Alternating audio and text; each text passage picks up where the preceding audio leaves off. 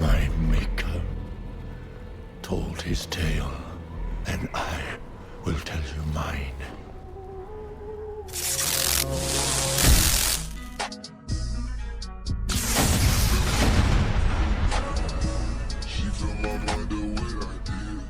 I remember a man so obsessed with defying death that he decided to play God.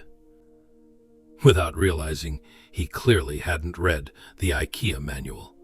Because honestly, creating a human out of random parts is a project that needs at least a 3-step plan and an Allen key, don't you think? What was born from his ambition turned into horror. Rejected from the very first second, condemned to walk alone, I learned hatred the same way one learns to breathe, out of necessity, not choice. I asked for a companion. He refused. So his creation turned against him, and it all led us here, in this desert of ice, where even regrets freeze. We are talking about the story of Frankenstein, and it all begins in the north, in 1857. In the darkness of evening, a sailor calls out to the captain. The ice has stopped the ship on its way to the North Pole. The captain answers with the cold resolve of a man who cannot afford to hesitate. They must continue, mission first. The men are exhausted, but back then, there was no such thing as quitting by text message. That night, an explosion tears through the silence. The captain sends a few men with torches. They move through a darkness so dense that even the flames seem to want to retreat. They reach a stretch of snow covered in blood. A sailor calls out, "There is a survivor." A man lying on the ground, his leg broken, a metal prosthetic. Then a sound echoes between the snowdrifts. Not a scream. A deep, guttural buzzing. Alive, massive.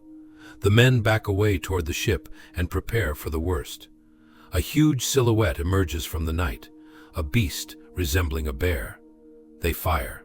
The bullets slide off him as if they had forgotten their job. The creature advances, relentless. Every step crushes the snow and their hopes. The captain grabs the wounded man, and the creature roars a single word. Victor. A sailor fires with a heavier weapon.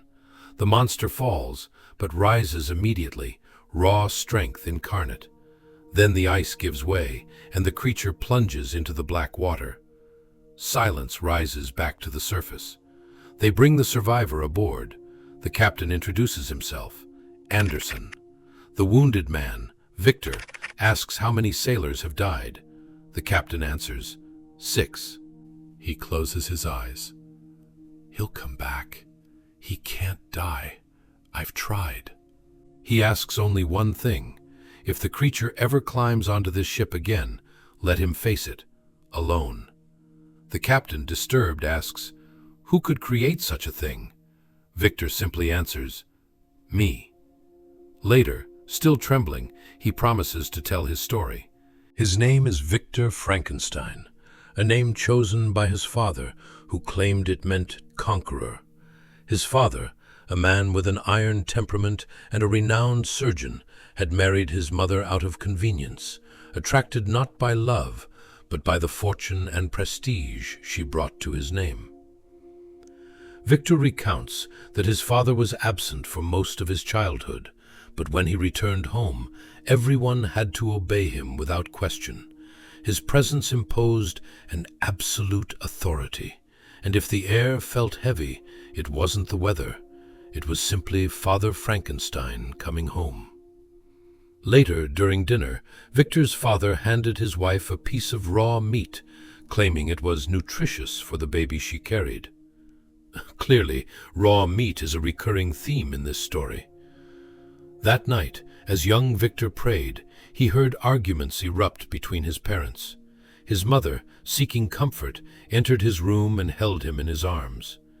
He continues by saying that his father despised both him and his mother. He remembers a moment spent at his father's side during a lesson about the heart and the human body. Yes, ironically, his father was teaching him about the heart, while lacking one himself, let's be honest. His father, demanding and arrogant, asked him several questions. Victor answered correctly, but for a single mistake, his father decided to punish him. The boy extended his hand, hoping for forgiveness, but his father pushed it away coldly, declaring that from now on, that hand would be his tool. Then, with a face hardened by pride, he struck him and said, "You bear my name and my reputation. Never forget it." A few days later, his father left on a trip, and as Victor and his mother were playing together, she suddenly complained of sharp pain. The child called his father, who rushed in and ordered water and clean towels. The servants hurried over, but the father pushed Victor aside while his mother screamed in agony. In the next scene, we see the mother lifeless.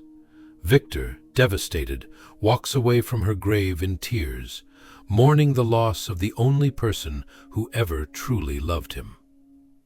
Years later, the story shows his father accompanied by William, Victor's younger brother. While William represents calm, Victor embodies the storm. His younger brother is their father's favorite, treated with a tenderness Victor never received. Every family has a favorite child, but here, it wasn't even subtle. This difference, combined with the persistent idea that his father allowed his mother to die, begins to consume him from within. One day, driven by resentment and a need for answers, Victor decides to confront him. He asks directly if he truly did everything to save her. His father, stern-faced, denies the accusation and replies that he tried, but no one can defeat death. Then Victor, eyes burning with anger and determination, replies, "If that is true, then you failed, and I will learn to defeat death itself." Victor continues his story and explains that it was precisely that day that he saw, for the first time, a dark angel. A vision he interpreted as a promise that one day he would master the power over life and death, and that his genius would surpass even that of his father. If we understand the story correctly, his entire business model came straight from his father's trauma.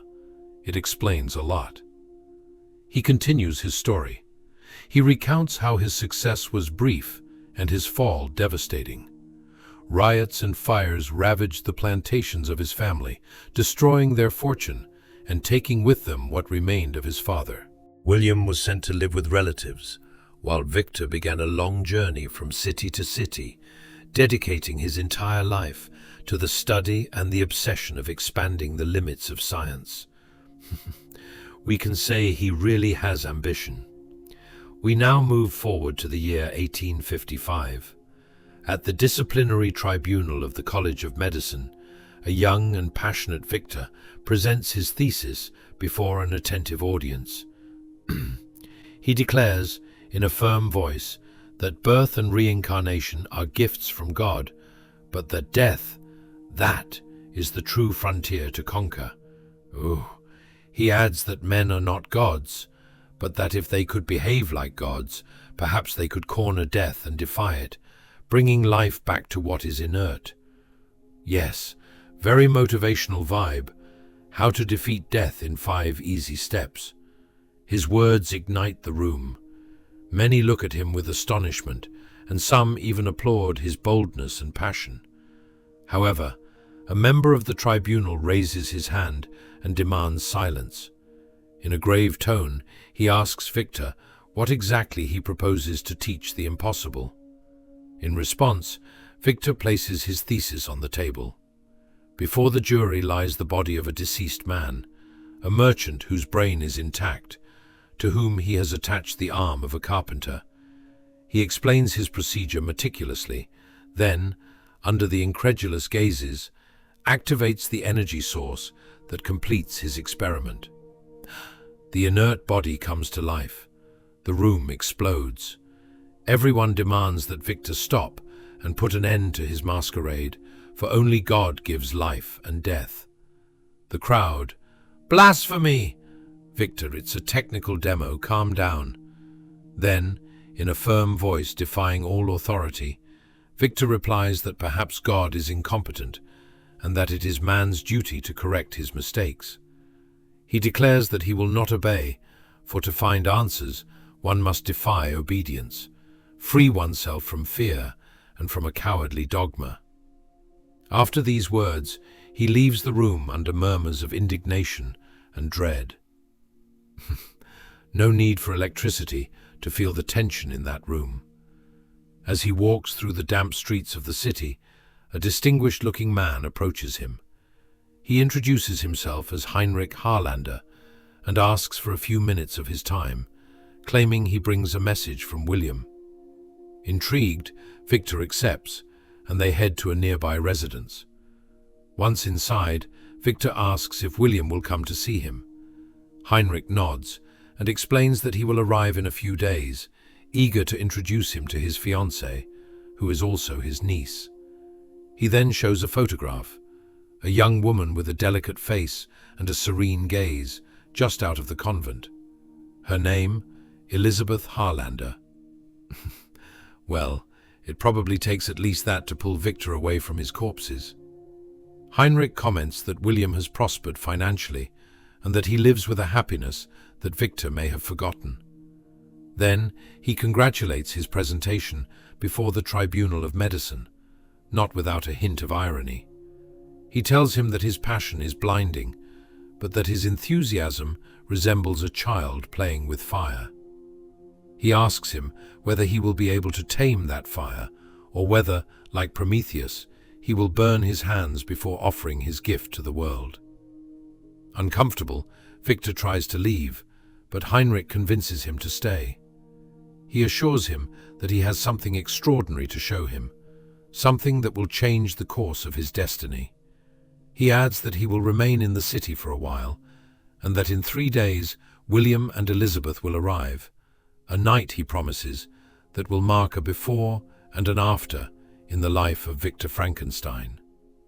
A few days later, Victor visits Mr. Harlander, whom he finds focused on drawing the portrait of a woman. They greet each other cordially, and after a few words, Harlander mentions the work of a certain Everly, a renowned researcher in the field of experimental anatomy. He then leads Victor to a table where an incredible piece rests, a wooden sculpture representing the lymphatic system, carved with such finesse that it seems made of living flesh. Victor observes the work, fascinated, while Harlander comments, with a hint of irony, that in any scientific endeavor, the most important thing is to learn how to reach the heart. Yes, it's beautiful, it's poetic, and a bit unsettling coming from him. These words spark an idea in Victor's mind. He suggests that the key may lie in accessing the heart through the spinal cord, from the very root of life, in order to achieve immortality. Enthusiastic at his boldness, Harlander proposes to fund his project without limits. Victor, cautious, asks what he expects in exchange for such a generous offer. Harlander smiles and answers, enigmatic, that perhaps only a favor. Despite the magnitude of the proposal, Victor remains calm and says he will think about it. At that moment, we see the arrival of his brother William. Victor goes out to meet him and embraces him warmly.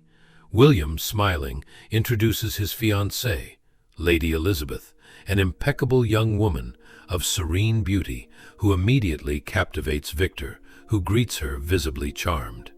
The guy discovers love between 2 dissections. It's a change from his cold meat, don't you think?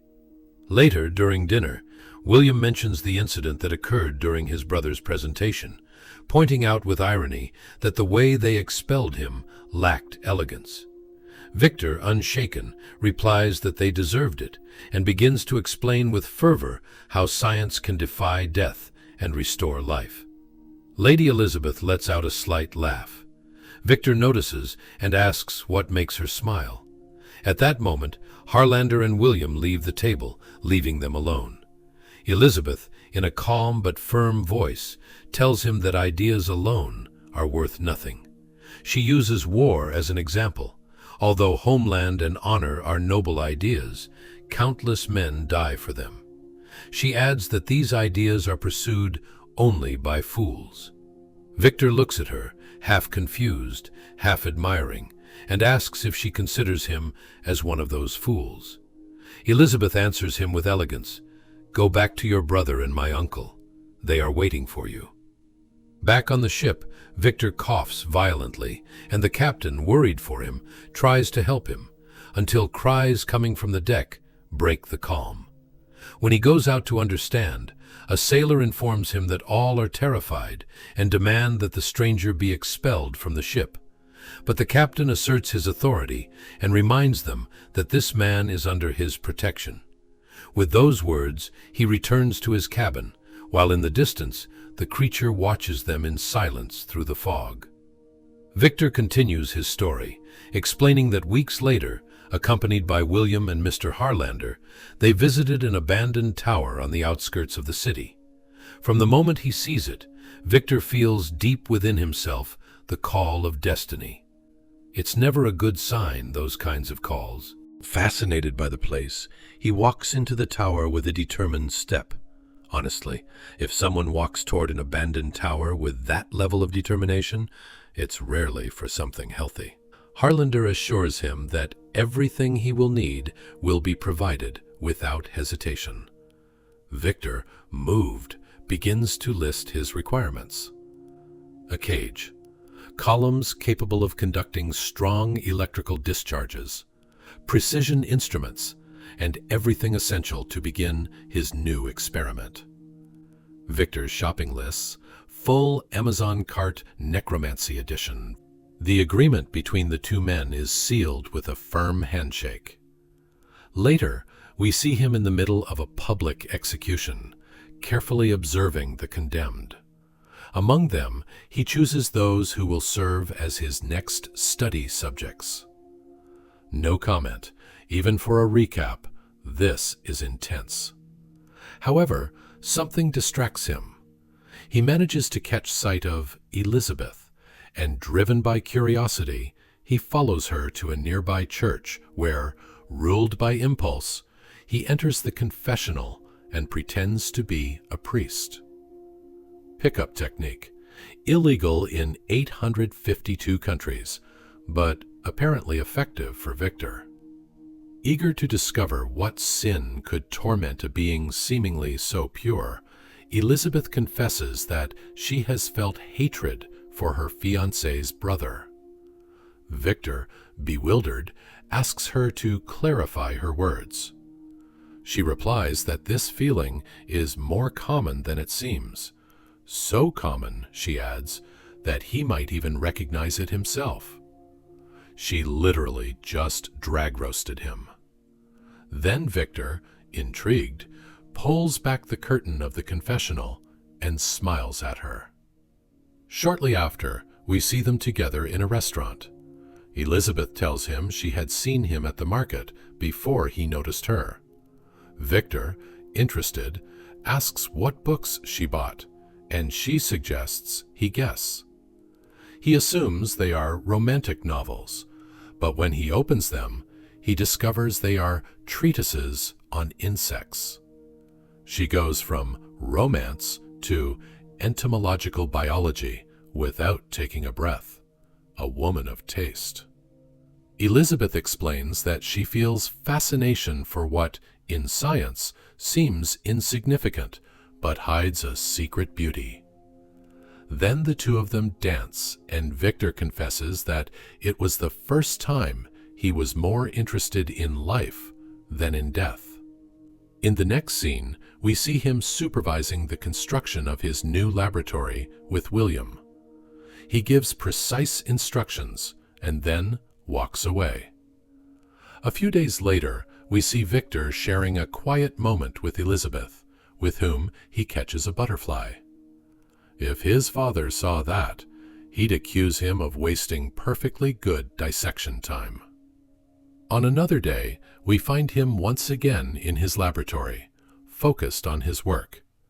He tries to give life to a body, following the idea that obsesses him, inserting needles through the spinal cord to reanimate dead matter. However, the experiment fails. Later, during a ceremony, Victor listens to the melody that Elizabeth plays on the piano. He watches her with a mixture of admiration and melancholy, aware that each note seems to pull him further away from the goal that consumes him. At the end of the piece, he slips away quietly back to his laboratory, accompanied by Harlander, who impatiently reminds him that he cannot allow himself to be distracted by feelings, demands results from him, and grants him 1 week to present them, assuring him that if he succeeds, they will both go down in history. "You're in love? Don't care. Get back to the corpse." Harlander, 1855. Shortly after, she arrives at the laboratory, holding in her hands the butterfly they had caught together. She looks with amazement at the instruments, the bodies, and the ordered chaos of his work. Her gaze clearly says, red flag, but aesthetically pleasing. Victor looks at her and in a trembling voice confesses that he feels a deep connection between them, an invisible bond that unites them beyond all reason. Elizabeth gently strokes his face with tenderness, but upon seeing the butterfly, she softly tells him that choice is the strength of the soul and a gift granted by God, and that she has already made her decision. She calmly says goodbye to him and walks away, while Victor tries to stop her, even though it is already too late. After that, Victor explains that he thought it was the end, but still devastated by the conversation with Elizabeth, he takes a bath to clear his mind until a clear idea comes to him about the symmetry of God and the symmetry of the body. Some ideas arrive in the shower. His was naked in a laboratory. So, naked, he walks into the laboratory and perfectly inserts the needles into the spinal column. At that moment, the test subject, or rather the inert corpse, comes to life. Victor, shocked by what he sees, disconnects the needles and catches his breath. A few days later, we see him on the battlefield of the war, choosing corpses that could serve him to create the being that will give life. Literally, the only man who solves his emotional problems by shopping for human body parts on a battlefield as if he were at Costco with a 2-for-1 meat discount. He asks for a tall body with long limbs. Once he has it, he begins working exhaustively and impressively, making precise cuts, assemblies of great accuracy. After days of work, he manages to create the perfect being.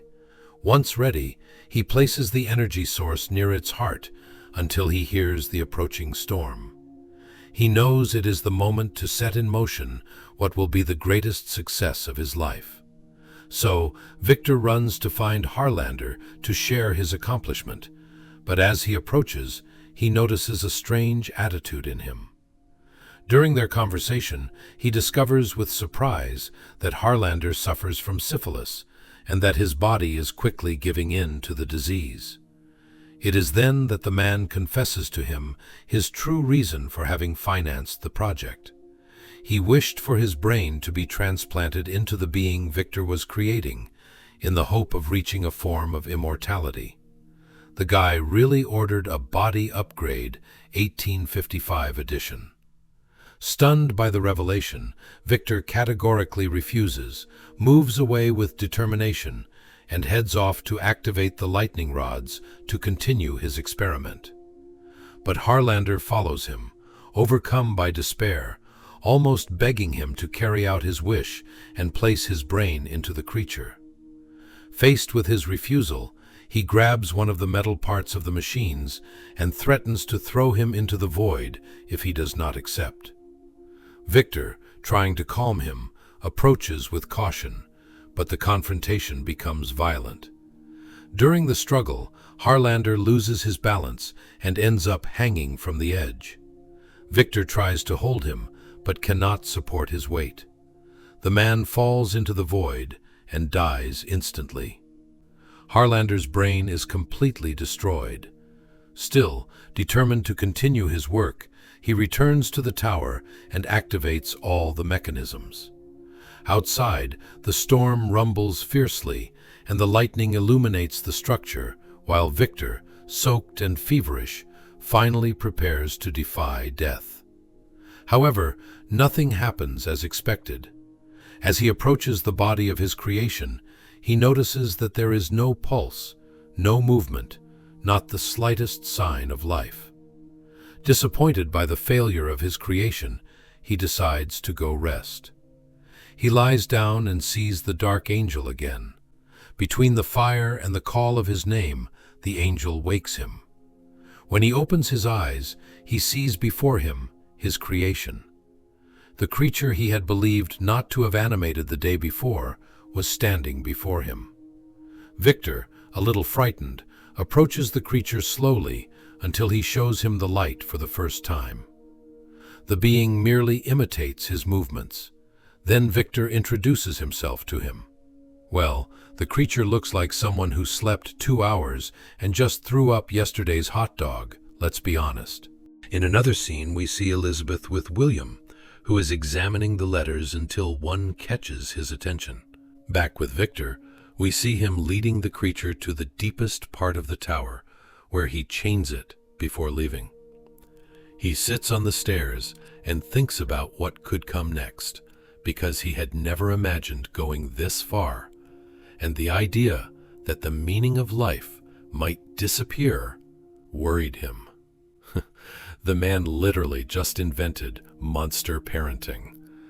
Then we see him with the captain. He says he does not know if it makes sense to share his story, and the captain answers that he does not know if it makes sense or not, but that he wants to listen anyway. Victor treats the creature's wounds. Tired from having worked without sleep, he adopts a questionable attitude toward his creation. Victor tries to make the creature say something other than its own name, but, failing to do so, he lets himself be overtaken by exasperation to the point of frightening it. The creature walks as if its firmware had just been installed, like, "Connection in progress. Please wait. Error 404. Joy of life not found." But honestly, you can't blame it. We remember how it was created, and personally, I'm still waiting for the IKEA manual. At that moment, his brother and Elizabeth arrive. As he lets them in, he grabs Elizabeth by the arm and with evident agitation leads her toward his laboratory, assuring her that he will show her everything he has accomplished. William hands him a letter from the medical tribunal, though Victor replies that he has no time for that. Elizabeth, intrigued by a sound coming from inside, approaches and discovers the creature. At first, she shows it compassion and empathy, but upon noticing the wounds covering its body, she runs to confront Victor about his cruelty. It is then that he leads them both to the creature and confesses that he is the one who created it, explaining that he keeps it chained for safety reasons. While William asks questions about the being's intelligence, Victor observes how Elizabeth begins to feel a deep compassion for the creature. If anyone here was going to fall in love with a monster, it's clearly not Victor leading the race. That night, Elizabeth secretly returns to visit it, introduces herself, says her name, and tries to get the creature to repeat it. Receiving no response, she decides to leave, unaware that as soon as she walks away, the being manages to say her name for the first time. Unfortunately, it was already too late. On her way back, Victor intercepts her and orders her not to approach it again. They argue. He accuses her of rejection and of having strange attitudes toward the creature, while she, outraged, begs him not to be cruel to what he himself has given life to. Before leaving, she throws one final reproachful phrase at him. "Only monsters play at being God." Ouch. Words that struck Victor deep. Enraged by her words, Victor runs to the creature and, desperate to make it speak, forces it to say something other than its name.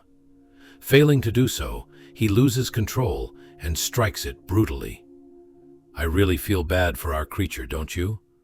The next morning, he shows William the corpse of Mr. Harlander and orders him to take Elizabeth far from there. Once alone, Victor pours gasoline all over the tower, even in the place where the creature remains chained. He promises that if it manages to say anything other than its name, he will save it. Then, with painful effort, the creature says Elizabeth's name. However, consumed by jealousy and madness, Victor walks away and sets the laboratory on fire. Peak romance. It says, "Elizabeth." Victor answers with, "Arson." Poor creature, imagine what it must have felt in that moment. The flames devour everything in their path, while the creature desperately screams her name. Victor regrets what he has done and tries to return, but at that precise moment, an explosion shakes the tower, launching him through the air and causing a fracture in his leg. Soon after, William and Elizabeth return to the place, only to horrifically witness the building engulfed in flames. The scene changes, and we see Victor again with the captain. A noise interrupts their conversation, and the captain decides to go out to investigate. Opening the door, he finds himself face to face with the creature. The being grabs him by the neck, but Victor, desperate, shouts for it to release him, assuring it that he is there and that it can take him if it wishes. The captain, aware of his fate, asks the monster to kill him so that he may thus confirm the truthfulness of the story told by its creator. The creature, surprised by these words, releases him and tells him in a deep voice that from now on it will be the one to tell its own story. The story begins in the middle of the fire. The creature calls out to Victor in despair, but receiving no answer, manages to free itself from its chains and escapes by falling into the water. Upon waking up, it finds itself far from the tower, surrounded by an unfamiliar and silent landscape. It'll try its best, but humans, upon seeing it, will start panicking, running, and chasing it. Walmart Black Friday vibes. Confused and weakened, she begins to walk without direction. There she finds the corpse of a man. Without fully understanding her action, she removes his clothes and puts them on. Well, let's say it gives her some style, even if it's not the most friendly one. Soon after, she finds herself facing a group of deer. She approaches with innocent curiosity to stroke one. However, a gunshot tears through the air and the animal collapses dead. Turning around, the creature discovers two hunters who, upon seeing her, also open fire on her. Wounded and terrified, she flees until she reaches a farm where she hides in the enclosure, seeking refuge. In the course of her tale, she recounts that in this place she heard the voice of a blind old man, a man filled with wisdom and serenity. From then on, she began to observe him in secret with his granddaughter. At night, she learned from them by listening to their conversations and secretly carried out small tasks to help them. The old man came to believe that she was the spirit of nature that protected his home. For a time, the creature and nature lived in peace. But one day, a pack of wolves attacked the farm. It was then that she understood that the hunter did not hate the wolves, nor the wolves the sheep, but that violence was inevitable between them. Thus, she understood that she would be hunted for what she was. A few days later, the old man was left alone. The creature thought many times about the way to introduce herself to him. Perhaps he would be afraid or would reject her. However, when at last she revealed herself, the old man was kind, offered her bread, shelter, and, above all, something she had never known: kindness and acceptance. Thus was born a true friendship between the two of them. An unlikely friendship, but sincere. With time, the creature learns to read her first book. Its pages speak of Adam and Eve, of the fall of the tower, and of the wrath of God. Through these stories and the companionship of the old man, she begins to discover within herself a more human side, warmer and compassionate. However, one day, as they talk near the fire, the old man asks her if she remembers anything from her past. The creature replies that she retains only scattered fragments: sand, fire, heat, cold, and one word that constantly echoes in her mind: Victor. The old man, with tenderness, advises her to search for the origin of this memory, and the creature decides to do so. She then returns to the ruins of the tower, where, among the debris, she finds a letter addressed to a certain Victor. Reading it, she discovers for the first time the full name of her creator: Victor Frankenstein. Her soul filled with emotions, she returns to the farm with the intention of bidding farewell to her friend. But upon arriving, she finds the place devastated. The wolves have managed to get inside. After a violent confrontation, she manages to drive them away, but too late. Inside, she finds the old man agonizing in tears. The creature confesses to him that she has discovered the truth. She is only an assemblage of human remains, a body without origin nor purpose. The old man, with his last breath, replies to her that for him she remains his friend, a good being, someone worthy of affection. And there, even the monster cries. At that instant, the old man's family arrives at the scene. Seeing her near the body, they shoot her directly in the face, wounding her in the eye.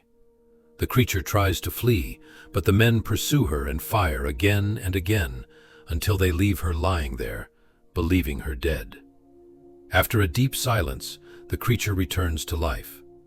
Within her, only one idea remains: to find her creator and ask him a favor.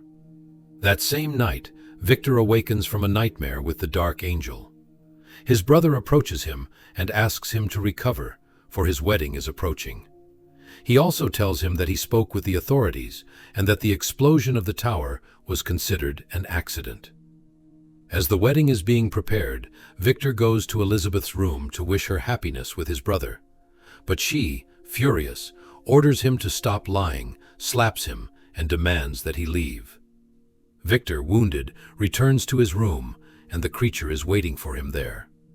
Victor, with irony, asks her if she is there to thank him for giving her life back. But the creature answers him that she desires only one thing: a companion, someone with whom to share her existence as a monster. Victor categorically refuses, assuring that he will no longer create abominations. Furious, the creature hurls him against the wall. The noise alerts Elizabeth, who runs in and, seeing the creature, approaches with compassion and embraces her. Victor, confused and jealous, takes a weapon and fires, but Elizabeth steps in front and receives the bullet. William also enters the room and tries to approach Elizabeth, but the creature violently pushes him away, making him fall and strike his head against the floor. Without losing time, the being flees, carrying Elizabeth in her arms. Victor runs toward his dying brother and promises to save him, but William, in a weak voice, confesses to him that he always feared him. Afraid of his excessive ambition, of his obsession with mastering life and death. Before expiring, he calls him a monster. The creature witnesses Elizabeth's death until Victor arrives and tries to kill her. However, much stronger, the creature strikes him and pins him against the wall. She tells him that he gave her the life she never wanted. Now, she gives it back to him. "You are my creator," she says, "but from now on, I will be your master." Then she flees into the snow, while Victor, weakened, pursues her. The creature recounts that she pursued him until nothing remained of him, only her and her creator. Later, Victor takes refuge in a tent. When the creature approaches, Victor shoots at her, but she seizes him and drags him outside. Victor tries to attack her, but the creature disarms him. She takes a stick of dynamite and tells him, "Light it and pray for my death, or I will come back for you." Victor lights the fuse and flees. The explosion engulfs the creature, who survives, gravely wounded. Once again facing Victor, the creature says to him, "Here we are, exhausted and broken." She approaches and takes his hand. Victor, with his last breath, calls her brother and asks her for forgiveness. He tells her that as long as she is alive, she can do only one thing: live. Then he asks her to say his name, the one that once meant everything to him. The creature looks at him with sadness and pronounces it softly, "Victor." Then he kisses her forehead with tenderness. A few moments later, the ship's captain orders that the crew members be moved aside and that she be allowed to leave. In a gesture of gratitude, the creature pushes the ship, freeing it from the ice that held it prisoner. She finally contemplates the sunrise as if it were the first day of her new life. In short, this film was strange, unique, traumatizing, but I am here to tell you stories, and we live our emotions together. Don't hesitate to subscribe if you want to hear new stories told by Raku, because these are not just recaps, but emotionally charged stories. Psst, don't tell anyone, but I think Raku has popcorn for the subscribers.